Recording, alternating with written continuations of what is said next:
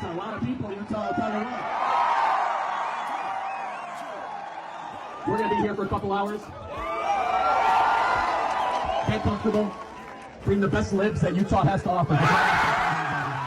Charlie Kirk. You've probably seen him. The sharp haircut, the suit, the microphone, talking like he's got the blueprint to fix America in his back pocket. To some, he's the bold new face of conservative politics. To others, he's that kid in class who didn't do the reading, but still insists on going back and forth with the teacher for 30 minutes. The kind of guy who will say, I'm not asking you to vote for Trump based on, cats being kidnapped and grilled and barbecued. with the same energy you use to tell somebody the earth is round, love him, hate him, or just scroll past him, he's hard to ignore. Today, we're breaking down who Charlie Kirk is, why people care about him, the controversy surrounding him, and the serious story that brought his name back into headlines, the shooter incident. Charlie Kirk's early years looked a lot like any average 90s kid in America. Father in real estate, mother in sales, but instead of going the traditional route, he dropped out. And that decision, whether you see it as gutsy, reckless, or controversial, became a part of his whole story. At 18, he founded Turning Point USA.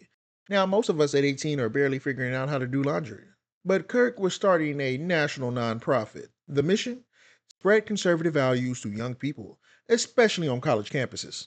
Imagine yourself at 18 trying to start an organization. Most of us are trying to figure out how to get the Wi-Fi to work without paying the bill. He's rallying people, passing out flyers, and suddenly he's on Fox News shaking hands with big names. And here's where the irony comes in. A college dropout building a career out of touring colleges. Like he's refusing to eat at a restaurant, but still becoming their most passionate food critic. It's like a guy standing on the shoreline warning everybody about riptides, but he's not a lifeguard. No whistle, no red shorts, just jeans, a t-shirt, a megaphone, and a few Jesus love you signs. But the warning still gets across. But the idea worked. Turning Point USA now hosts some of the biggest conservative events in the country, pulling in speakers like Donald Trump Jr., Candace Owens, and even President Donald Trump himself. Kirk also launched his own daily podcast, The Charlie Kirk Show, where he breaks down politics in his trademark mix of sharp commentary and college debate club energy. ABC News, Steve Kornacki released it. From men who voted for Trump versus women who voted for Harris. Men who voted for Trump, they asked what was the important to personal definition of success. 34% of men who voted for Trump believe having children is more important than anything else, even more important than financial independence and a fulfilling job and career. For women who voted for Harris, 51%, the most important thing for them, having a fulfilling job and career. The last thing, the least important thing for women who voted for Harris is having children. This is like a... He became a pipeline between college students and the Republican Party, funneling youth energy into conservative activism. To his supporters, he's kind of a gateway drug to the conservative thought. A youth pastor of conservative politics, he gave the right wing a younger face. For decades, it's been older voices running the show. Then along comes this kid with a clean haircut and big PowerPoint energy. Now you have 19-year-olds quoting Milton Friedman like it's a Drake lyric. All of you that are intellectually honest, that are on the left, that are liberals, to know what conservatives believe better than conservatives. Read our literature. Read C.S. Lewis' Mere Christianity. Go read Edmund Burke. Go read Russell Kirk, of which I share a name, no relation. Go read Milton Friedman. Understand it. Spend time with it. Treat it with respect. Don't just do it as a passive. But with that spotlight came the controversy, and a lot of it. People call him out for talking down to professors, even though he dropped out himself. You dropped out of college, and your highest... Community college. Your Harper College experience, I apologize. barely was smart enough to make it through community college. Okay, so... Barely made it through high school, your too. highest degree level is an honorary doctorate degree from Liberty University. No, that's true. I do have an honorary PhD. Yeah, so essentially, what are your qualifications for arguing that college is a scam, or really having any economical knowledge at all, when likely the vast majority of the students here know more than you about economics as a whole? Okay, so... no, hold on. It's okay, guys. It's okay. Who's Milton Friedman? Who is Milton Friedman? I have no idea, and it's not important to this conversation. Who is Ludwig von Mises? These are all probably economists, and they're the same who thing. is John Maynard Keynes? Obviously I know who Keynes is. Oh, obviously, yeah. He's the most famous economist of all. He also had plenty of heat for his takes on race, immigration, election. Republicans need to focus far more on is the boring stuff: ballot chasing, voter registration, getting into the streets. We're hiring 300 full-time people at Turning Point Action to be full-time ballot chasers in Arizona and Wisconsin alone. We want to do even more than that. It's going to be the largest deployment of full-time get-out-the-vote election workers that the Republican conservative side. In just about everything he said into that microphone. Do you view democracy as an American value, something that's very important to the fabric of this country? No. Where is democracy in the U.S. Constitution? Oh, okay. So are you... No, hold on. Where is the word democracy? I don't think the word democracy is in the Constitution. So where is the word democracy in any of the founding fathers? A lot of the founding fathers had extremely elitist viewpoints around who should... Hold on. I just want you said the word democracy, so I want to get back to our roots. Yes. Where is democracy mentioned? In the Federalist Papers, the Constitution, or the Declaration? I am pro-representative government, okay, but I'm not pro-democracy. That's a big difference, and that distinction is important. But you asked very specifically about democracy, which is not an American value. It never has been and never should be, because what is democracy? Democracy is majority rule no matter what. That there's no... It would seem Kirk loved to plant his flag right in the middle of whatever the internet is already screaming about. To his critics, he's just a salesman. One part Ben Shapiro, one part motivational speaker, and maybe one part youth pastor who got lost at a business seminar. But like it or not, Charlie Kirk matters, because he was shaping how the next generation of conservatives think, organize, and mobilize. Calm down, it's just a joke, people. I've been pretty balanced, right? This is why it's important to not just write him off as another loud political commentator. He filled a gap, something the Republican Party has struggled with for decades: youth appeal. The left always had college-age activists. Wrong. I shouldn't be up here. I should be back in school on the other side of the ocean. Yet you all come to us young people for hope. How dare you? You have stolen my dreams and my childhood with your empty words, and yet I'm one of the lucky ones. People are suffering. The right, not so much. To his supporters, he's an unapologetic truth teller. But of course, with all that visibility comes the baggage. The obvious one: a college dropout telling students why they're wrong, why their professors are lying, why the system is broken. To fans, it proves you don't need a degree to lead, but not everyone chooses to be a leader. His social and racial commentary has been accused of minimizing racism. That's the age-old question, DEI. Okay, great. Yeah, give me your perspective on DEI, and because based on what I heard earlier, I feel like you don't think I belong here. Oh, because really? Of Why? how I am a black man, and because of DEI, I'm not qualified enough Are you? to be here. Yes, I am. Okay, great, then you belong. But why do I have to prove that to you? You don't. You brought it up, I didn't. Okay, but can you explain to me your position on DEI? Yes, people should not be in positions just because of the color of their skin. Hard stop. Okay, DEI does. but that's not all that it does. You're categorizing it as something it isn't. No, that's exactly, that is the charter mission. That's not all Okay, that it so does. diversity, equity. So equity is outcome-based, is about making people who are of different skin colors have the same outcome, regardless whether or not they are qualified. The best example we have of this is the Students for Fair Admission Harvard Supreme Court case, where black students, they could have a SAT score 300 points lesser than the Asian equivalent and still get into Harvard. In simplifying the immigration topic in debates. And just break in, I have an unstable country. Like half of the world's countries are unstable. Yeah, but that's why we have the asylum seekers program. Which is heavily abused, and we're talking two different things. Asylum seekers and walking into the country illegally are similar but different things, right? And so we have millions of gotaways of people that we have no idea who they are. They're not declaring asylum. They just run across the border. Well, because they can't. The system doesn't allow other people from Mexico specifically to assign themselves. Who they are the last couple of years. So we just have to be very clear with this: is that if you come into the country uninvited, you have committed a crime and you are a criminal. And we could decide that we're not going to enforce our laws. His critics say it's dismissive, but his base would argue he's refusing to bow to political correctness. His diverse election claims and COVID takes became a huge talking point that made him a hero to some, but dangerous to others.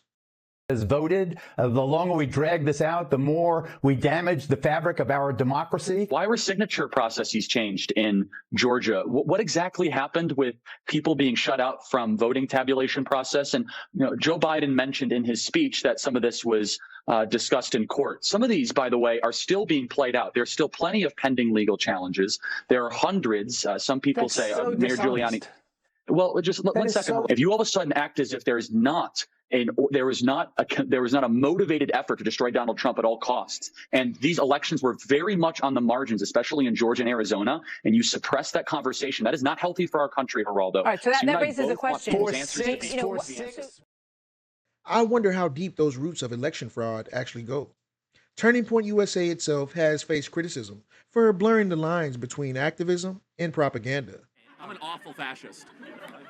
I'm more like a free speech liberal of the 1970s, not a fascist. But I just want to say Turning Point USA is a evil company that was funded by thousands of fracking companies, and that just... No, it's not thousands, but we do have some frackers that give us money. But yeah, and then all it is making the rich more rich. Fascism to fracking. That's all it is. That's all it is. Okay, again, I'm happy to have a debate. I can see you're getting kind of fired up. I'm sorry. So, but why are we evil? Like, we're having a nice discussion. Also for how it manages its internal culture. The end result is the same. Charlie Kirk was polarizing, and that would lead us to around now. On September 10th, 2025, Charlie Kirk was fatally shot in the neck while speaking at a campus event in Utah, even being caught on camera.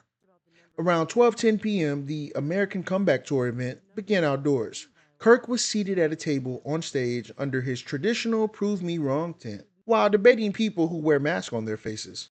Before the event, a petition urged the university to block Kirk from speaking. But just like the U.S. government, the university doesn't deal with terrorists. Kirk was accompanied by private security, with extra protection provided by the university police and local law enforcement. A few moments into the event, Kirk was answering questions from the audience, including one about mass shootings involving trans people. Do you know how many mass shooters there have been in America over the last 10 years? Counting or not counting gang violence? There have been in America over the last 10 years. Counting or not counting gang violence? Great. The audience member would ask, "Do you know how many transgender Americans have been mass shooters over the last 10 years? Kirk would reply, "Too many." The audience member would then ask, "Do you see how many mass shooters there have been in America over the last 10 years? Kirk's last words would then be, "Counting or not counting gang violence? There have been in America over the last 10 years. Counting or not counting gang violence? Great.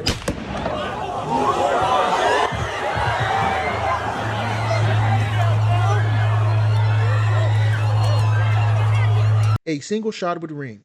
Kirk is then seen clutching his neck and collapsing from his chair, with blood gushing from the wound, prompting attendees to panic and flee the scene. Moments after the shooting, a video captured from inside a nearby building, at about 2 seconds in,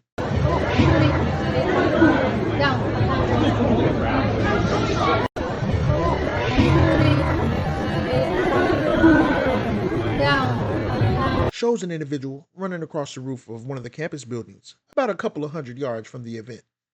A video shot from a different angle shows what appears to be an individual wearing dark clothing on top of the Loop Center before the shooting. You would think that. So there's somebody on the roof right there? Just saying? He just ran from over, where's my finger? Whoa, from over there, ran in, and now he's right there. Just saying. A university spokesperson later said she heard shots coming from the Loop Center about 20 minutes after Kirk began speaking. Drone footage would then show police tape quartering off a section of the Loop Center's roof.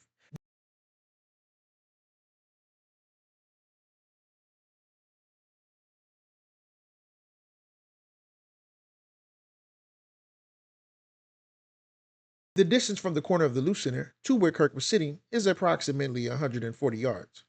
Well within the effective range of most rifles. Kirk would then be rushed to the hospital, with President Donald Trump announcing his death over 2 hours after the incident took place at 2:40 p.m. We'll make another video covering everything we know over the shooter himself, as well as any conspiracies surrounding the issue. Feel free to subscribe so you don't miss out. This is where Charlie Kirk becomes more than just Charlie Kirk. He's not just a guy with jeans and a mic. He's a reflection of the moment that we're living in, a moment where politics isn't just about policy. It's about identity, culture, and emotion. Kirk was effective because he simplifies. He makes politics digestible for his base, but simplification comes at a cost. When you boil down the complex issues into black and white battles, you feed division. In a country already sitting on a powder keg, division can spark. But to dismiss him entirely would be a mistake. Whether you agree with his solutions or not, the problem he points to always resonates. And that's what makes him important. He's not just a man. He's a symbol of a broader movement. In the end, Charlie Kirk's story isn't just about Charlie Kirk. It's about what happens when politics meets branding, when activism turns into performance, and when that performance collides with reality. To his fans, he's proof that you don't need a degree to make a difference. To his critics, he's a caution sign, a reminder that catchy slogans and culture wars have dangerous consequences. The shooter made all of this impossible to ignore. Because no matter how you feel about Kirk, the violence showed us that words don't just stay online. They move, they echo, and sometimes they find the wrong person at the wrong time. So whether you see him as a leader, hustler, or a guy with a really intense PowerPoint game, Charlie Kirk represents something bigger than himself. A generation caught in the middle of division, activism, and influence.